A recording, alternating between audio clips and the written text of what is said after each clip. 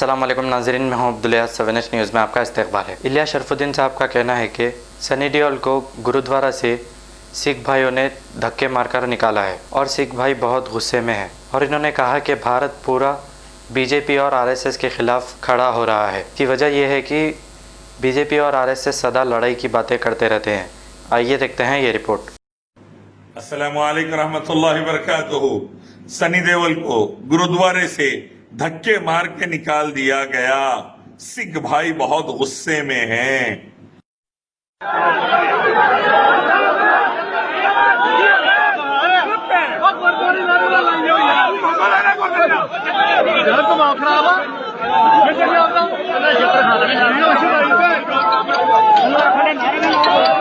क्या वजह है कि भारत के अंदर ये आपस में बीजेपी के और आरएसएस के खिलाफ भारत पूरा खड़ा हो जा रहा है? इसकी वजह ये है सदा लड़ाई की बात करना, गोदी मीडिया को लेके संगी लीडर्स, सदा मारकाट की बात करना, सदा हिंदू मुस्लिम की लड़ाई लगाना, सदा मंदिर मस्जिद के लड़ाइयां लगाना, सदा आग लगाने की बात करना।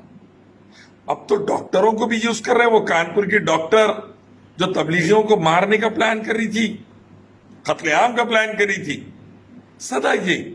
अरे भाई, जॉब्स के ऊपर, एजुकेशन के ऊपर, सिक्योरिटी के ऊपर भारत की कोई तवज्जो नहीं। 12 करोड़ मजदूर बेरोजगार हो गए, भूखे हैं। कोई मेंबर ऑफ पार्लियामेंट बीजेपी का नहीं दिखा रोड पे, कोई एमएलए नहीं। जनता काम कर रही, मुसलमान काम कर रही, खिला रहे हैं, पिला रहे हैं, अल्हम्दुलिल्लाह।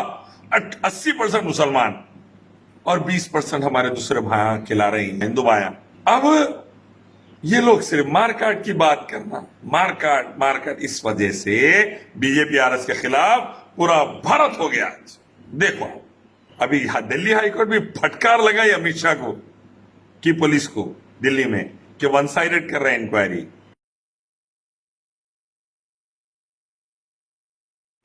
आओ एक मालिक अल्लाह की तरफ, उसी की इबादत उसके आखिर पैगंबर मोहम्मद सल्लल्लाहु अलैहि वसल्लम के रास्ते पर। दुनिया में शांति उन्नति, आखिरत में शांति उन्नति।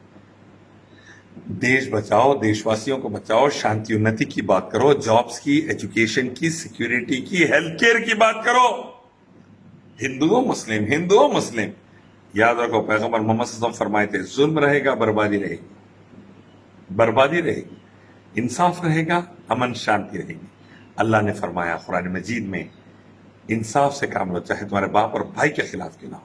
इस्लाम लाओ, इंसाफ लाओ, शांति उन्नति आएगी और कामयाबी आएगी। इस्लाम आएगा तो देश बचेगा, खुद बचेंगे। इस्लाम लाओ, खुद को बचाओ, देश को बचाओ, सबको बचाओ। अभी तो खाली सनी देओल के साथ हुआ, आने वाले दिनों में बीजेपी का हर एमपी और एमएलए जनता का गुस्सा सहना पड़ेगा, मैं तो समझता हूं। अल्लाह खैर करे। अस्सलाम वालेकुम।